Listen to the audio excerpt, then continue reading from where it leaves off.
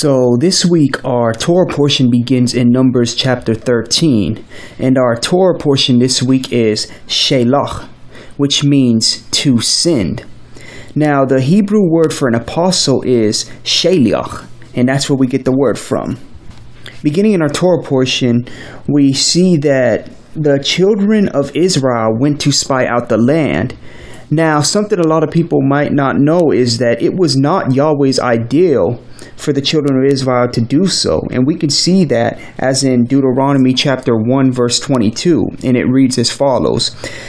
You approached me, every one of you, and said, let's send men ahead of us to explore the country for us and bring back word concerning what routes we should use in going up and what cities we will encounter alike. Now, the Hebrew word for explore is tour, such as where we get the word tour today from, as going on a tour, taking an adventure tour. Since we see that it was not Yahweh's ideal for them to do such a thing, Yahweh uses this to our advantage today as well.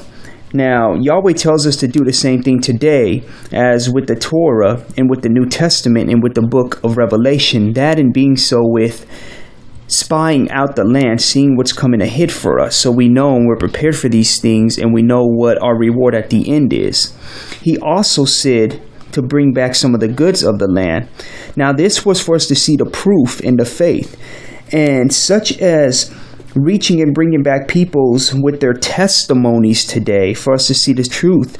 And basically it's like we're taking fruit from the land where we're going and where we're to be, but now we have an example of it with people's true faith testimonies. Now they share these with us, and this shows us proof of what Yahweh has coming ahead for us.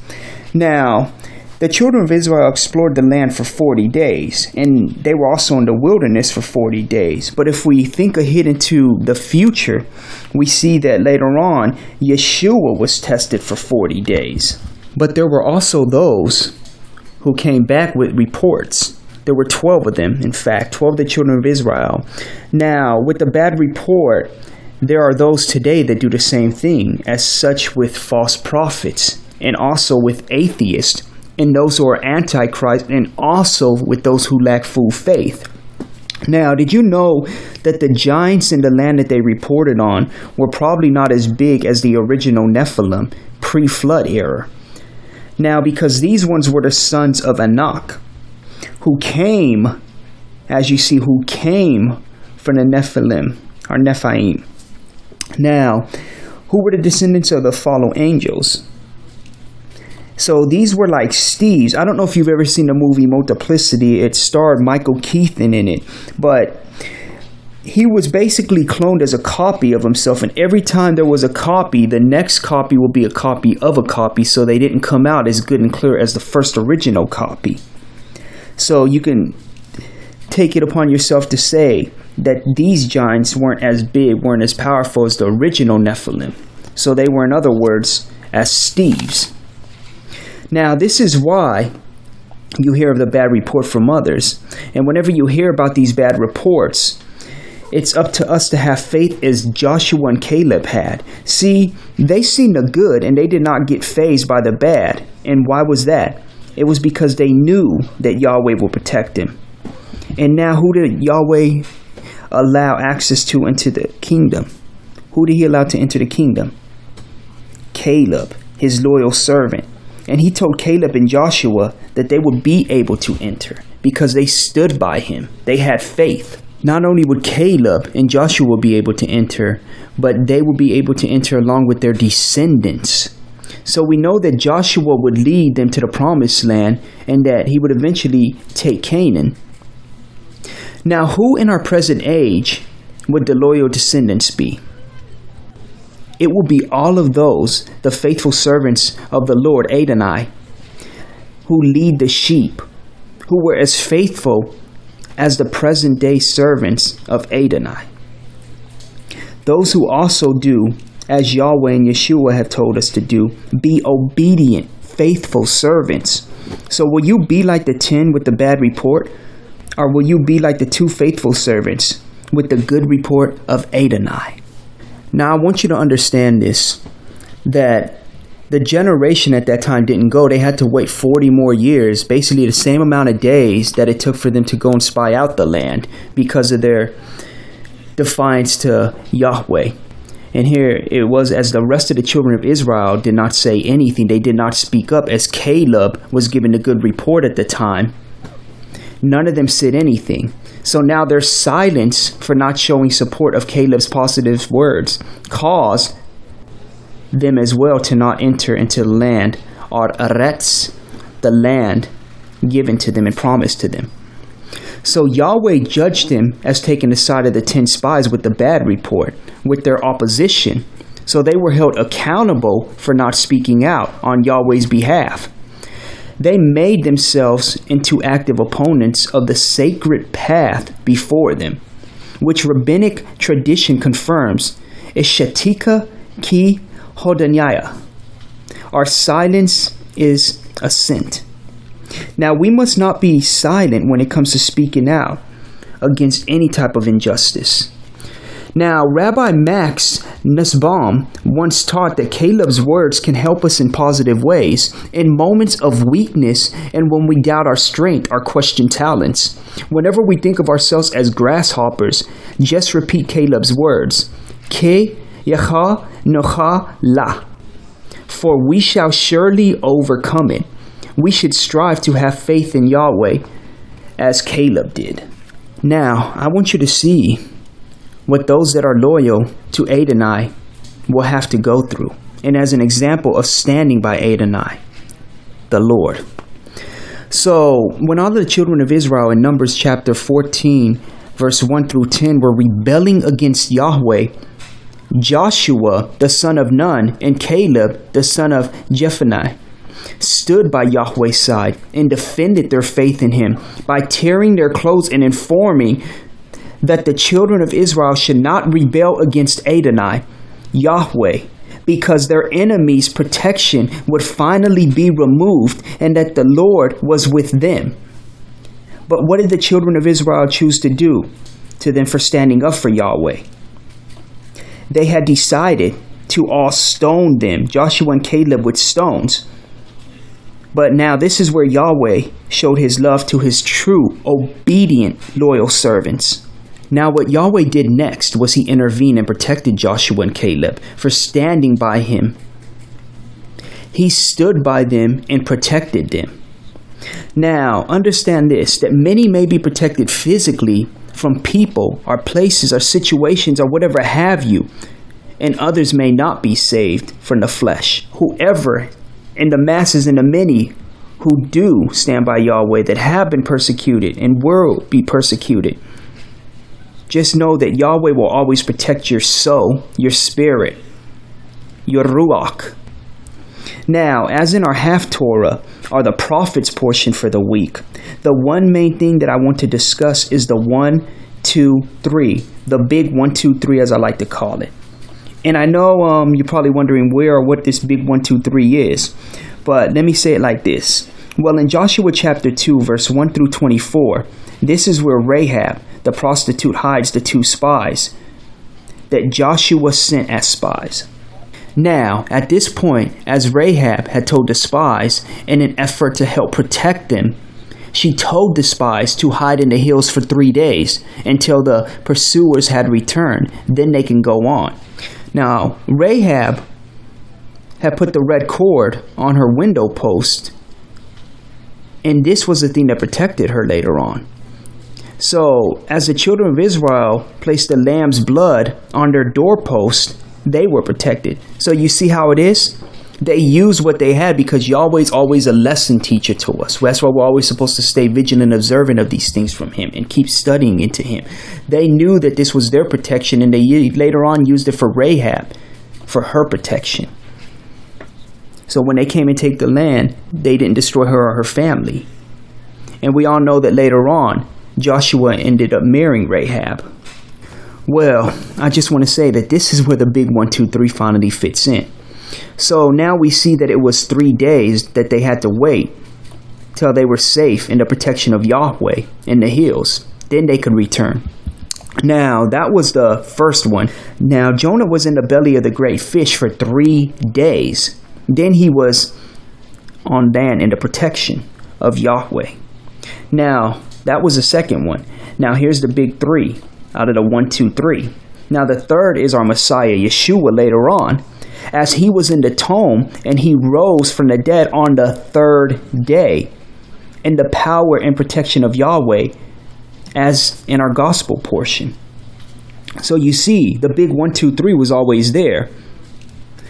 Jonah, the situation with the spies who went into the land, they also had to wait 3 days. And with Yeshua, he rose after 3 days. Big significant number to Yahweh. Now, with that being said, with faith, there is always 3 as well. Now, for this week, Mark chapter 10, verse 1 through 45, with Yahweh, Yeshua, and you. Let us also remember that the third book in the Torah is Leviticus, and this is where we learn about the true worship and about Yahweh's high holy feast days.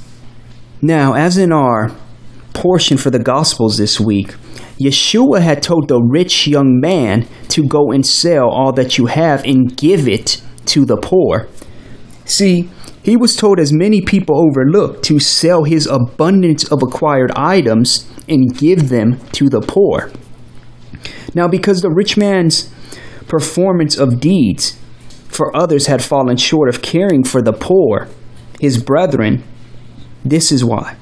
Now, Yahweh supplies us with all that we need, and he knows what we need.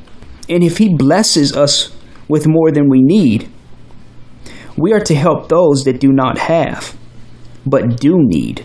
Do you see? You have, but you do not need. They don't have, but they do need.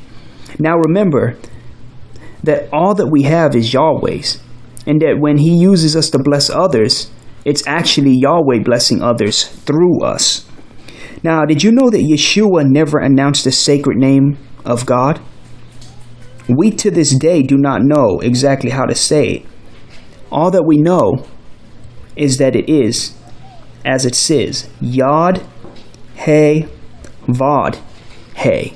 That's why we get different names as Yahweh, Yahuwah, and Yahweh. And some try to use it later on as even Jehovah. But in the original Hebrew, there was never a J in the original Hebrew. Now, I want you to understand that we are all spiritually and redeemingly wrong. Yes, you and I, we are wrong. And how, you might be asking? By thinking that we know all that we know as being right. Now, there are things that will come next year this time, or maybe even a year after that, that we will see that something we believed formerly and thought was so right was actually wrong. I know I do it all the time, but this is what it is. This is a good thing, because this is what we call spiritual growth. Only through the blessing and wisdom of Yahweh can we gain true growth. Now, a lot of people have a lot of fears in their life, but I want you to remember this, that we're not supposed to fear anything or anyone except for our true Father in heaven, Shamayim. Now, Yerah is fear in Hebrew. And how we say this is Yad, Resh, Aleph, He.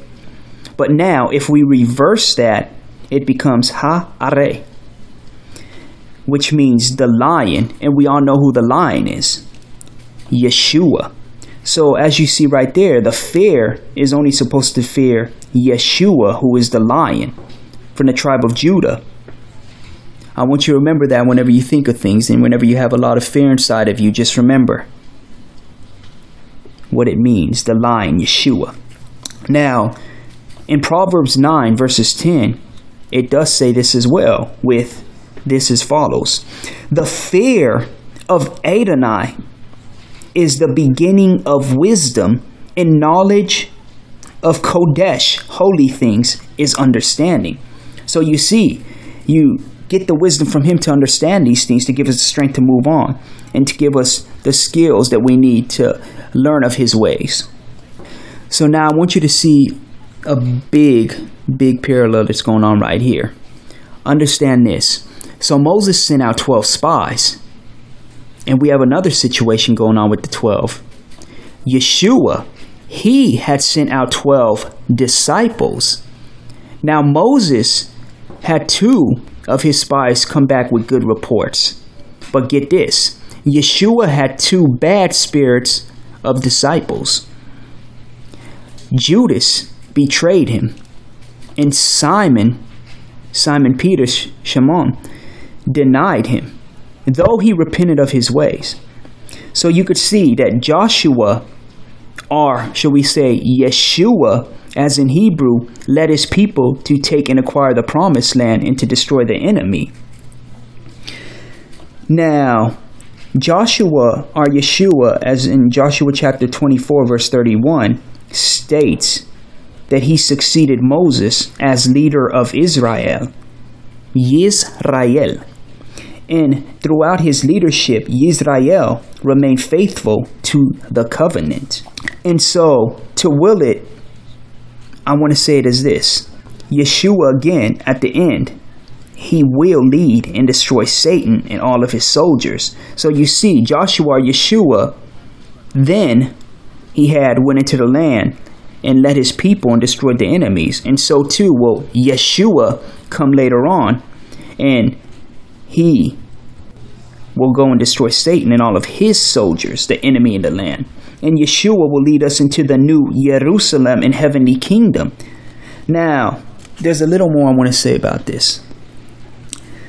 It's a fact that a lot of people have been questioning, not understanding about, but wanting to know about. So in Numbers chapter 15, verse 39, Yahweh tells us, "You shall not go explore after your hearts and after your eyes," such as when the children of Israel originally wanted to go spy out the land, which wasn't in Yahweh's plan or will for us at first. And this is what they did. They wanted to go and, as he said right here, go and explore after their hearts and after their eyes.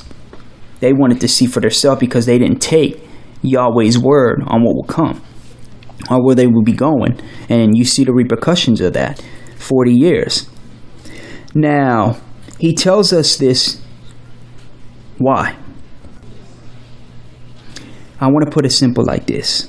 If you see something that is sin, it is not accountable to you.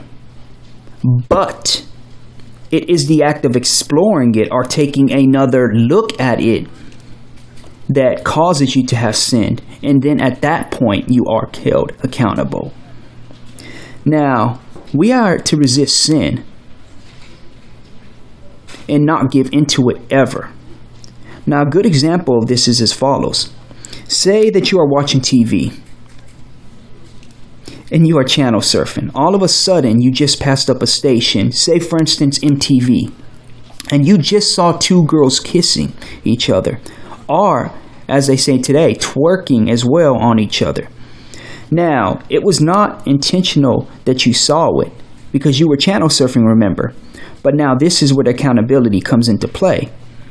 If you then turn back to watch that station, then at that point you are exploring after your heart and eyes, and then at that point you became accountable.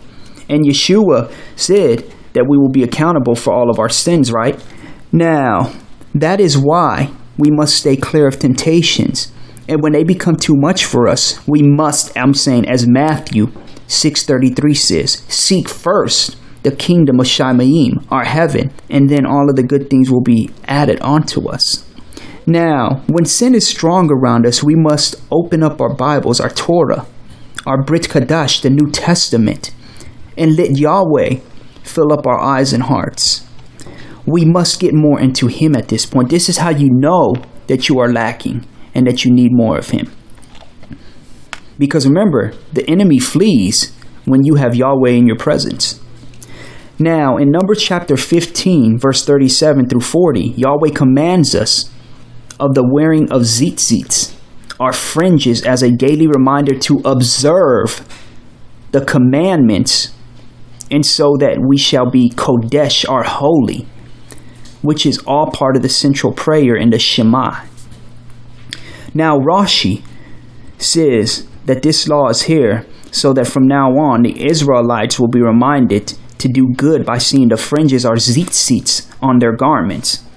Now, remembering are in Hebrew as it is zechar, which means remembering, is often a verb of action, doing, rather than a simple thought, such as in Exodus chapter 12, verse 14, when Yahweh states, "This will be a day for you to zechar, remember and celebrate as a festival to Adonai. From generation to generation, you are to observe it as a regulation." So you see here that we are to spiritually and physically wear them. Even today, as Yahweh is the same yesterday, today, and forever. Like garments in here, tzitzits are considered part of the individual's identity, such as when the woman from the crowd reached out to grab Yeshua's tzitzit, if only to heal her hemorrhaging.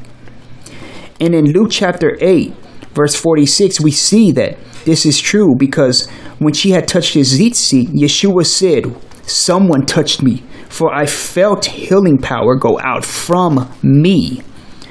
It is no accident that the blue wool cord derived from the color of the blue dye of a Murex snail that must be attached to the fringes is identical to the cord that was hanging from the priestess Hydra in actually Exodus chapter 28 verse 37. Now the tzitzit identifies us as being holy Kodesh to Yahweh and symbolically connects us to the high priest, which our high priest is who? Yeshua, exactly. Now, if we are to do as Yeshua did, I want to ask you, did he not wear tzitzits? Was there not an account for it? Now, this is the reason why Israel's colors are blue and white today, as on the flag of the modern state of Israel. Now, the numerical value of the tzitzits is 600, and we add 90 plus 10 plus 90 plus 10 plus 400, which are supposed to be in the Torah, the laws. Now, add that to the 8 threads and 5 knots, and you have a total of 613, which is the number of mitzvahs in the Torah. Now, as Rashi and the sages state, now the 4 corners on the garments correspond to the 4 expressions of redemption that were said in Egypt. Number 1 was this: "I will take you out." The second one is, "I will save you." And the third one, "I will redeem you." And the fourth one, "I will take you." From Shemos 6, verse 6 and 7. Now, the blue thread refers to the death of the Egyptian firstborn. The Hebrew word for sky blue wool is techelos, similar to the Aramaic word shechol, which means loss. So the plague struck Egypt at night. Now the color of the techeles, the blue string on the tzitzits, is similar to that of the sky, which turns black at dusk. Also, the 8 threads on the tzitzits represent the 8 days that Israel waited from when they left Egypt until they sang the song of the sea, as the sages say. And I thank you for tuning in with us this week on the Torah portion. And now I would like to say the Aaronic blessing. May the Lord bless you and keep you. May the Lord cause his face to shine upon you and be gracious to you. May the Lord lift up his countenance upon you and give you shalom. Shabbat shalom. This has been a weekly Torah presentation from Following Yeshua Ministries. Please tune in for more information at www.followyeshuanow.com. Have a blessed day.